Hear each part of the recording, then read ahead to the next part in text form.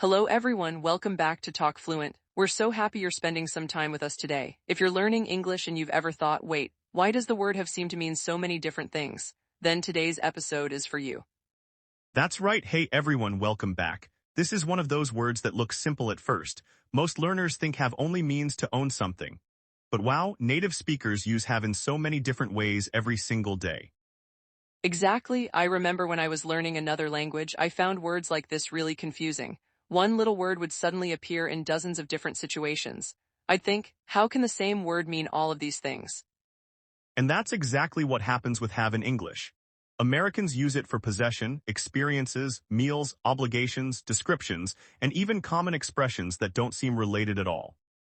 The good news is that once you understand these different uses, your English starts sounding much more natural. Instead of translating word by word, you'll start using have the way native speakers actually do. Today we're going to walk through 12 common uses of have.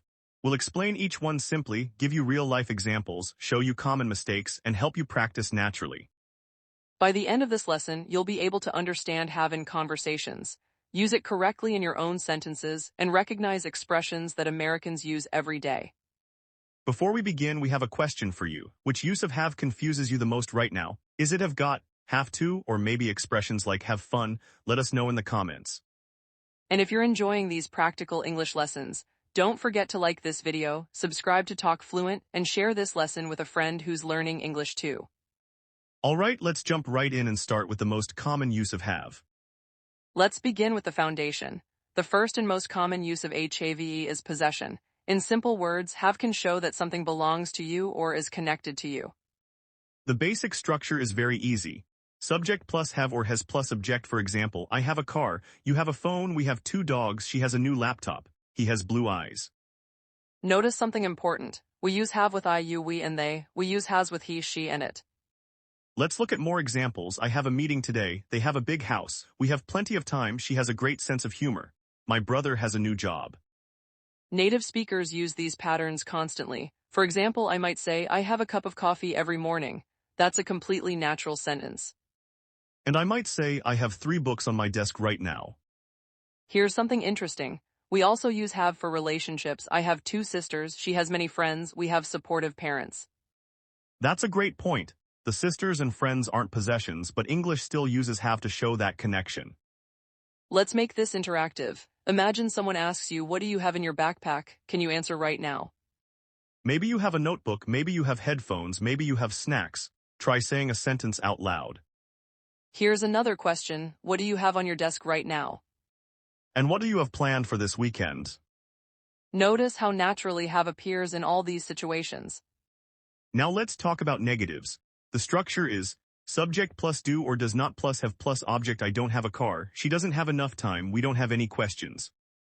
Many learners accidentally say she don't have. That's incorrect. The correct sentence is she doesn't have a car.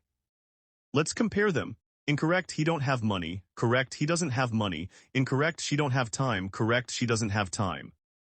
Another variation is using questions. Do you have a pen? Does she have a car? Do they have children? Americans use these questions constantly. Do you have a minute? Do you have any ideas? Do you have time later? Here's a quick challenge for listeners. Can you make a sentence using have about your family? Can you make another sentence using have about your job, school, or hobbies? And write one of those sentences in the comments so we can see your example. So to summarize this section, have can show possession, relationships, characteristics, and things connected to you. The structure is simple, but it's one of the most important patterns in everyday English. Now that we've covered have for possession and connections, let's move to another very common use. Americans often use have when talking about experiences, activities, meals, and everyday events. That's right, this is where English starts becoming more natural. Instead of using many different verbs, native speakers often use have with a noun. Let's look at some examples. Have breakfast, have lunch, have dinner, have a meeting, have a conversation, have a good time. Here are some real-life sentences. I had breakfast at 8 a.m. We're having lunch with friends tomorrow. She had a great conversation with her boss. They had an amazing vacation. We had a wonderful time at the party. Notice that have doesn't mean own in any of these examples. It means experience or take part in. Exactly, when I say I had a great day, I don't mean I owned a day. I mean I experienced a great day. That's one reason learners get confused. They learn one meaning of have and then suddenly hear expressions like have fun or have a good trip. Let's demonstrate a conversation. How was your weekend? It was great. I had dinner with friends and had a lot of fun. Nice, I had a relaxing weekend too. Notice how natural those sentences sound. Here's another common group. Have a shower, have a bath, have a rest, have a break. Americans may also say take a shower or take a break, but you'll still hear have used frequently in many English-speaking environments. Let's compare formal and informal usage. Informal, I had a chat with my neighbor. More formal, I had a discussion with my neighbor. Informal, we had a great time. More formal, we had an enjoyable experience. Most everyday conversations use the informal versions because they sound more natural. Let's do a quick practice activity. I'll say a situation and you choose a phrase with have. You wake up hungry in the morning. The answer is have breakfast. Your friend tells a funny story and everyone laughs. You have fun. You stop working for 10 minutes. You have a break. Great job. Here are 3 tips to help you remember this use. First, learn common combinations instead of single words. For example, have breakfast, have lunch, have dinner, have fun. Second, pay attention to native speakers. You'll notice these combinations appear constantly in movies, podcasts, and conversations. Third, practice using them in complete sentences. Don't just memorize have fun. Say, I'm going to have fun this weekend. That's a huge difference. Context helps memory. Let's add more useful expressions. Have a seat, have a look, have a try, have a chance. Examples, please have a seat, have a look at this picture, have a try. I finally had a chance to talk with her. These expressions sound very natural in American English. Here's a comment challenge for you. Write one sentence using have fun and one sentence using have a chance. The more examples you create yourself, the faster you'll remember them. So let's review. In this section, have helped us talk about experiences, meals, activities, events, and common expressions. Instead of ownership, have often means to experience or participate in something. Now we're moving into one of the most important uses of have in daily English. Have to. Oh yes, if you watch American movies or listen to conversations, you'll hear have to everywhere. Have to expresses obligation or necessity. In simple words, it means something is required. The structure is subject plus have to plus verb. Here are some examples. I have to work tomorrow. She has to study tonight. We have to leave now. They have to finish the project. Notice that we use has to with he, she, and it. He has to wake up early. She has to attend the meeting. Let's imagine a real-life situation. Wanna watch another movie? I'd love to, but I have to get up early tomorrow. That's exactly how native speakers use it. Another example, my flight leaves at 6, so I have to leave home early. Have to appears constantly when talking about responsibilities.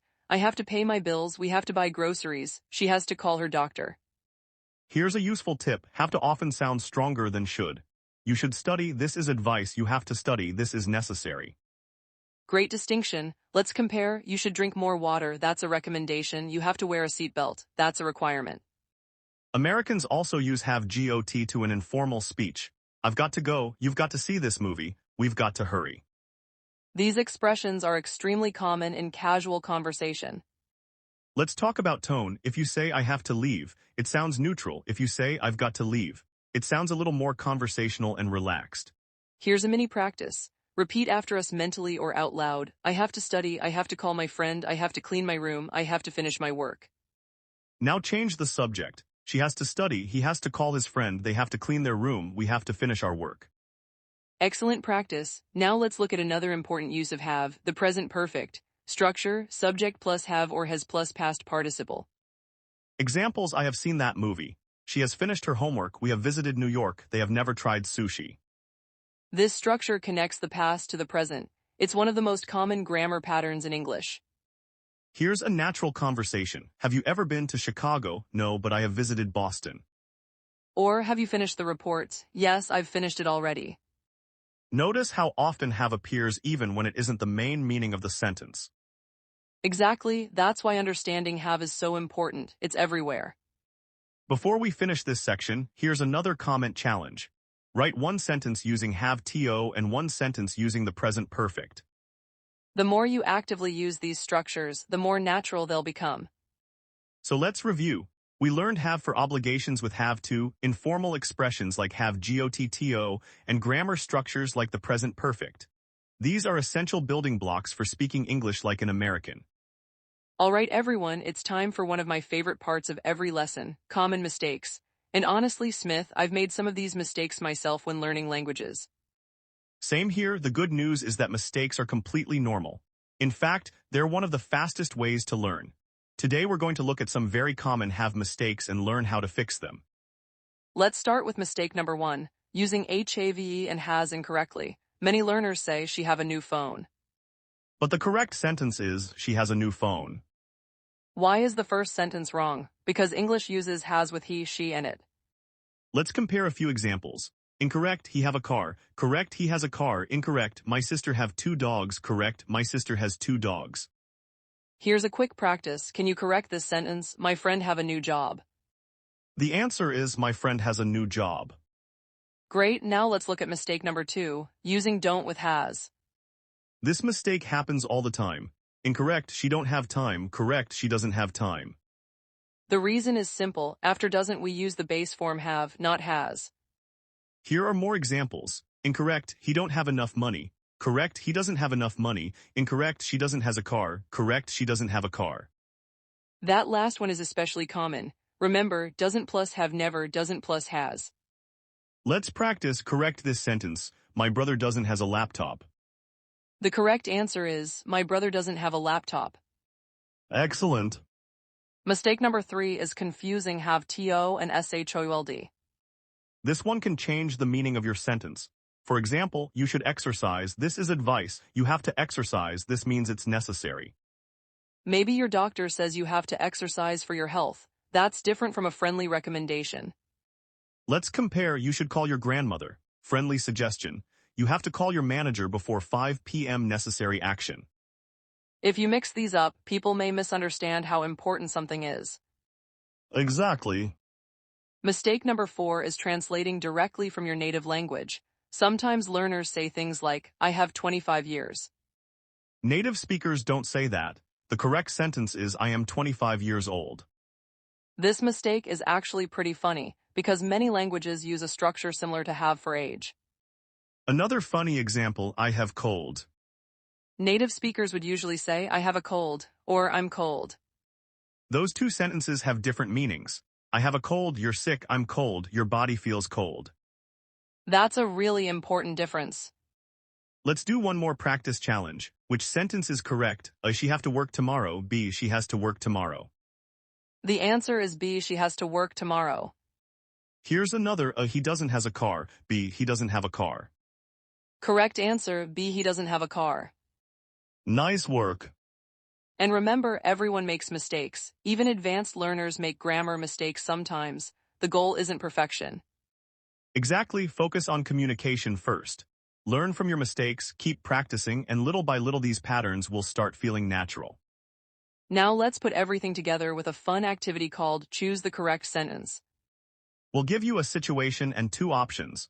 Try to choose the correct sentence before we reveal the answer. Situation number 1, you want to talk about your morning meal. Option A, I had breakfast at 7. Option B, I owned breakfast at 7. The correct answer is A, I had breakfast at 7. We use have for meals. Situation number 2, you need to finish a project today. Option A, I have to finish this project. Option B, I have finished this project. The correct answer is A, I have to finish this project. The phrase have to expresses obligation.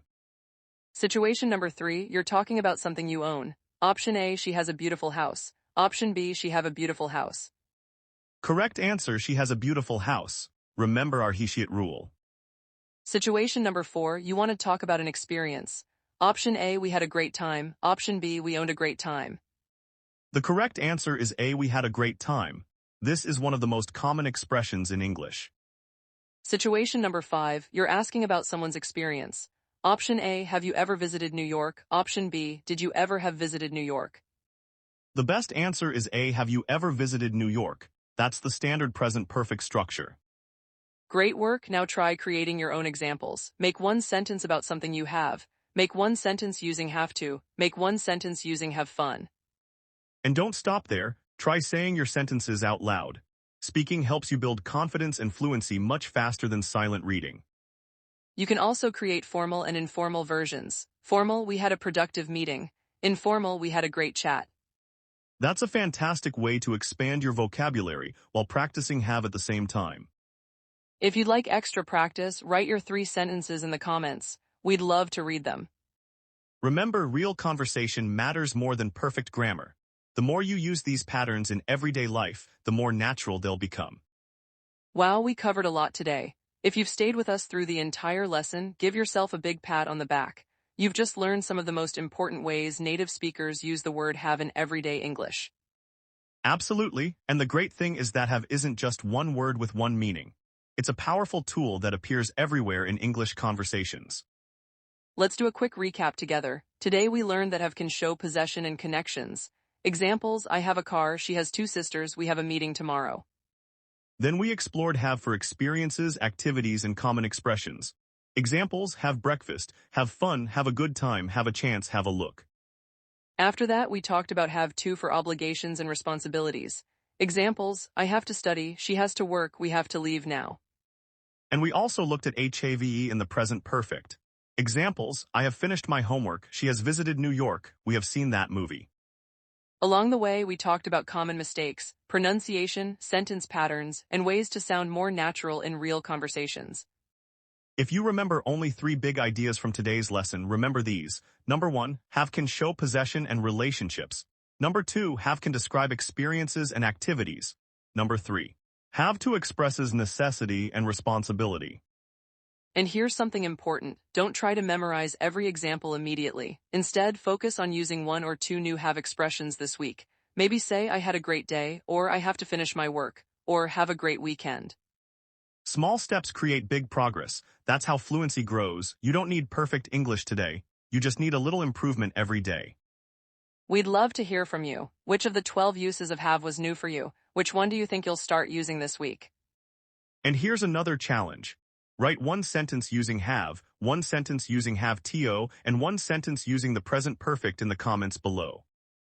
If you enjoyed this lesson, please give it a thumbs up. Share it with a friend who's learning English, and subscribe to Talk Fluent so you never miss a new episode. We create lessons designed to help you speak naturally, build confidence, and understand how English is really used in everyday life. Thank you so much for spending your time with us today. We truly appreciate every single one of you in the Talk Fluent community. Keep practicing, keep speaking, and most importantly, don't be afraid to make mistakes. Every conversation helps you improve. We believe in you, and we're excited to be part of your English learning journey. Thanks for listening to Talk Fluent. Take care, keep learning, and see you next time.